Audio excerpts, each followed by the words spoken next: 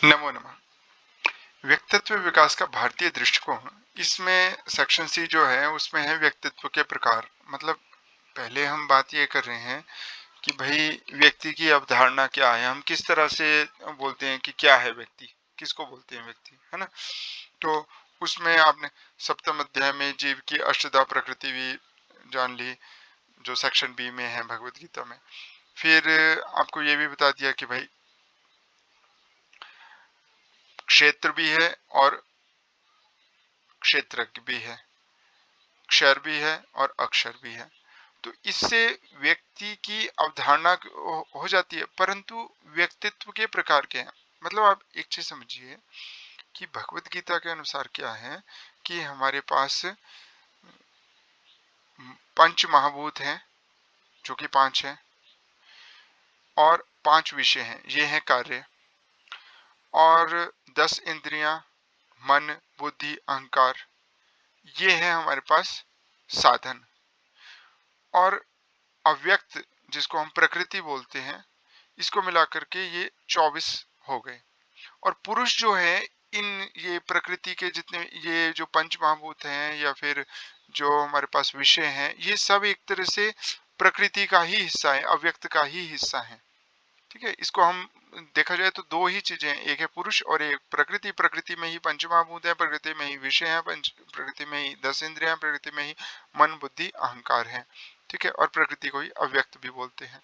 तो ये तो प्रकृति हो गई, परंतु जो पुरुष है वो चेतन है, वो भगवान का ही अंश है। ममैव अंशो जीव भूते जीव लोक सनातन। ठीक है, तो इस तरह से तो भगवान का अंश हो गया। और भगवान जो है वो पुरुषोत्तम है, क्योंकि भगवान ना तो प्रकृति है ना ही पुरुष है, और पुरुष तो केवल भगवान का केवल अंश है, तो भगवान तो जो पुरुषोत्तम है। तो ये हमने एक तरह से व्यक्ति की धारणा की। फिर जो हमारे पास कि भाई दो तरह के लोग होते हैं, एक सुकृत एक दुष्कृत, सप्तम अध्याय में है। सुकृत क्या है, जो अच्छे कर्म करने वाले, और दुष्कृत क्या है, जो पाप कर्म करने वाले हैं। ठीक है, तो जो दुष्कृत है वो तो भगवान के भक्त कभी हो ही नहीं सकते। जो सुकृत है वो भी चार तरह के होते हैं जो भगवान के भक्त हैं: आर्थ, जिज्ञासु, अर्थार्थी और ज्ञानी। तो ये सारे आपको बता दिए। अब है व्यक्तित्व का, व्यक्तित्व के प्रकार की, व्यक्तित्व के प्रकार कैसे भिन्न। और दूसरे हैं, आपने पीछे सुना कि भाई सत्व रज तम तीन गुण होते हैं। तो ये तीन गुण क्या हैं, कैसे हैं, इनको अब चतुर्दश अध्याय के 5 से 14 श्लोक और सप्तदश अध्याय, सप्तदश अध्याय जो उसके 2 से 6 और 11 से 21 ये श्लोक संख्या है, और इसमें आपको बताया जाएगा इन विषयों का। श्री भगवान वाच, श्री भगवान कह रहे हैं। अब परीक्षा में कुछ प्रश्न है कि भगवतः वचनानुसारम इदम जगत कति गुण ही मोहितम। भगवतः मतलब भगवान के, वचनानुसारम मतलब वचन के अनुसार, इदम मतलब यह है, जगत संसार, कति गुण ही कितने गुणों के द्वारा, मोहितम मोहित है। भगवान के वचनों के अनुसार यह संसार कितने गुणों के द्वारा मोहित है। श्रीमद् भगवत गीता अनुसारम गुणः कति संति। श्रीमद् भगवत गीता के अनुसार गुणः गुण, कति कितने, संति हैं। तो, तो ये जो दो प्रश्न हैं, इनके उत्तर के लिए,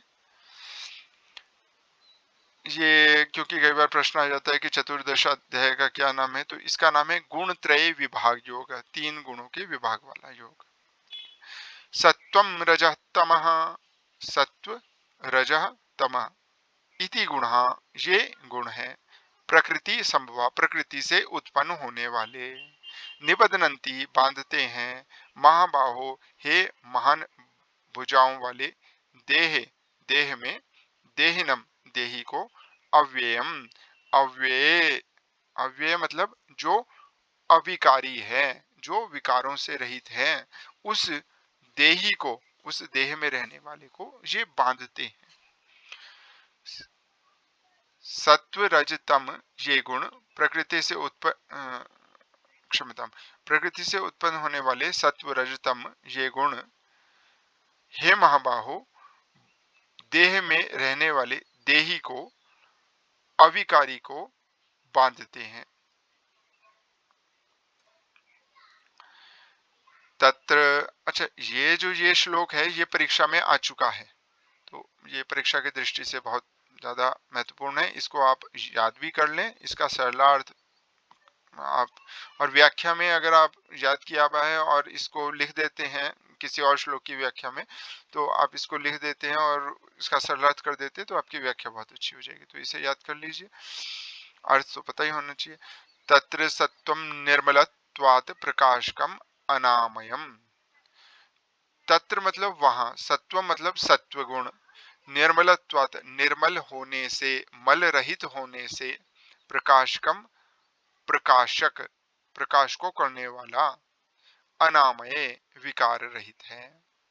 सुख संगेन सुख के संग से, अर्थात सुख के प्रति आसक्ति से, सुख के प्रति जुड़ाव से, बदनाती बांधता है। ज्ञान संगेन ज्ञान के संग से, ज्ञान के जुड़ाव से, और अनग हे पाप रहित।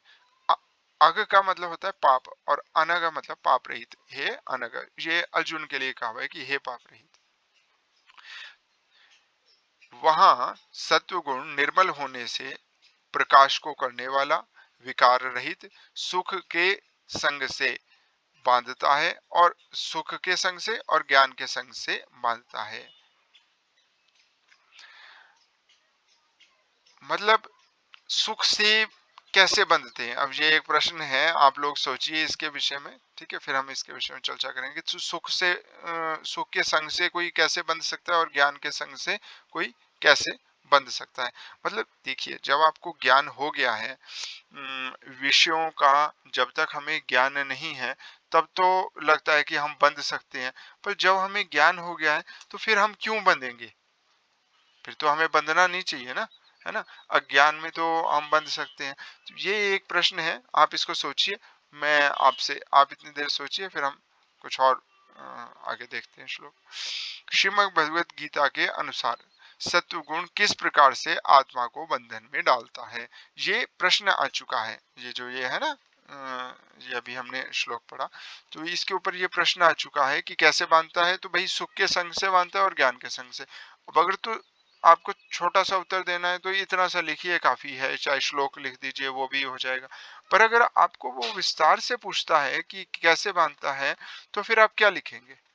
तो इसलिए मैं बोल रहा हूँ कि आप सोचिए और फिर हम इसके विषय में बात करेंगे। रजः रागात्मकम विद्धि, रजः मतलब रजोगुण, रागात्मक कम विद्धि, रागात्मकम मतलब रागात्मक, विद्धि मतलब जानो, तृष्णा संग समुद्भम, तृष्णा के संग से उत्पन्न होने वाला, तद वह निबधनाति बांधता है, हे कुंती के पुत्र, कर्म संगेन कर्म के संग से, देहिनम देही को।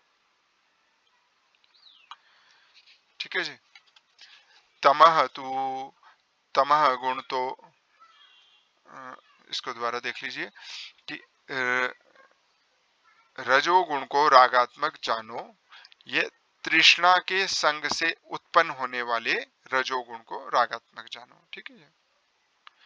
अब ये रागात्मक क्या चीज होती है, राग ही है आत्मा जिसकी, उसका मतलब होता है रागात्मक। तो राग क्या है, राग होता है जुड़ाव। आपने किसी व्यक्ति को देखा, सुना, या किसी वस्तु का स्वाद लिया, या कुछ कपड़े ऐसे पहने, या फिर किसी ऐसे स्थान में गए जहाँ की हवा आपको बहुत अच्छी लग रही है, यानी कि इंद्रियों के मंदिर से रूप रस गंध शब्द स्पर्श, ये जो विषय हैं, इसमें आपको सुख की अनुभूति हो रही है। तो सुख की अनुभूति में हो करके क्या होता है, राग हो जाता है, जुड़ाव। एक बार भोगने के बाद दोबारा से भोगने, एक बार आपने गुलाब जामुन खाया या कुछ भी जो आपको स्वाद लगता है, तो आपकी दोबारा से जो खाने की जो इच्छा है, ठीक है ना, जो इच्छा है वो है तृष्णा। और जो वो जुड़ाव है, जो जुड़ाव है उसका नाम है राग, और जो इच्छा है दोबारा से उसको भोगने की, वो है तृष्णा। तो तृष्णा के संग से समुद्भव, तृष्णा के संग से, तृष्णा के संग से उत्पन्न हुए को जो रागात्मक रजो, रागात्मक जानो रजोगुण को, वह कर्म के संग से देही को बांधता है, हे कुंती पुत्र। ठीक है जी। फिर क्या है, तमह, तमोगुण तो, तू मतलब किंतु, परंतु, किंतु के अर्थ में भी लगता है और डिपेंड करता है आपका क्या अर्थ है, तो अर्थ के अनुसार ये परंतु अर्थ भी इसका निकल जाएगा।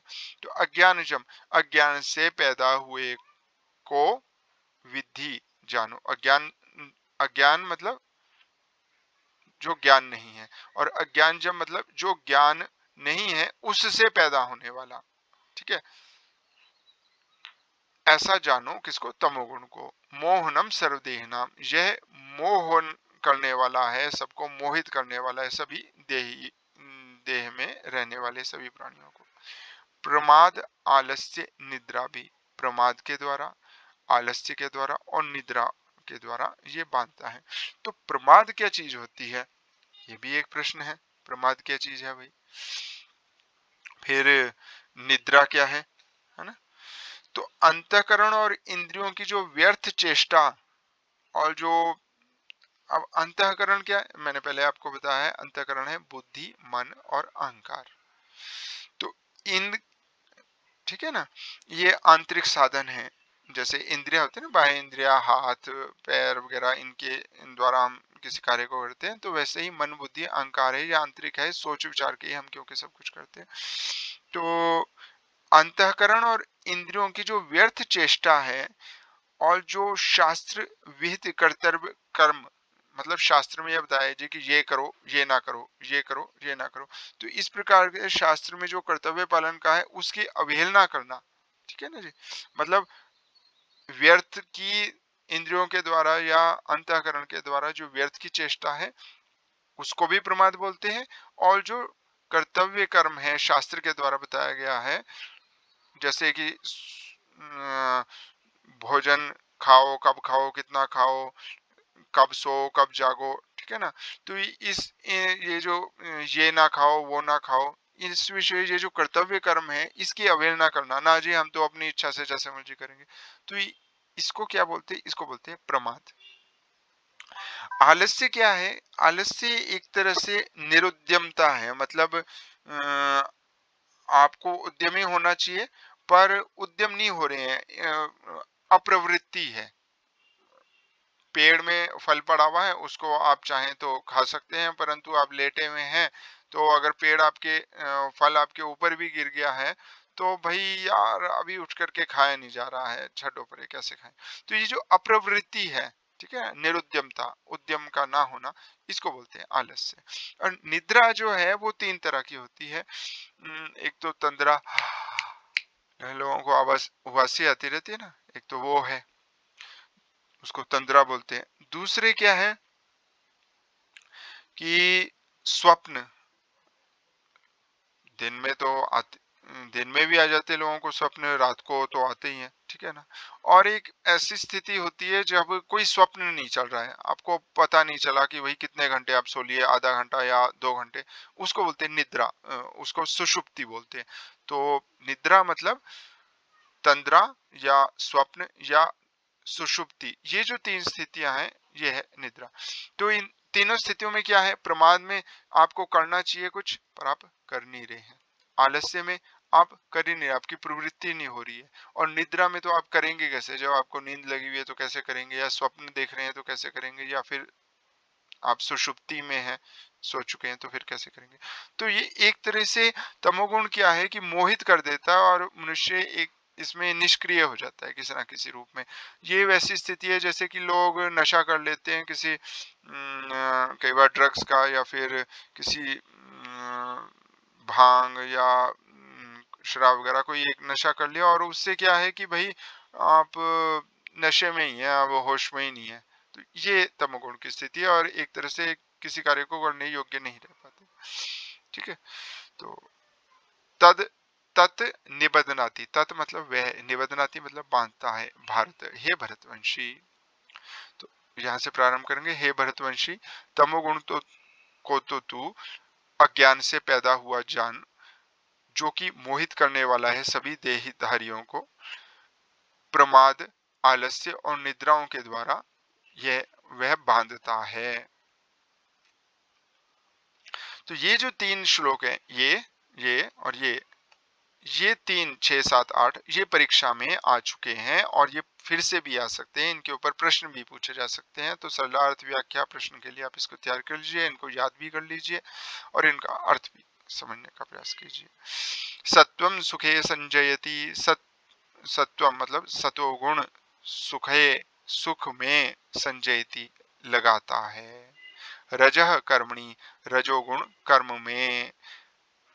भारत, हे भरतवंशी, ज्ञानम ज्ञान को, आवृत्य ढक कर करके मतलब ढक्कन लगा करके, उसके ऊपर पर्दा डाल करके, तू तो, तमह तमोगुण, प्रमाद में, संजयति लगाता है, उत और।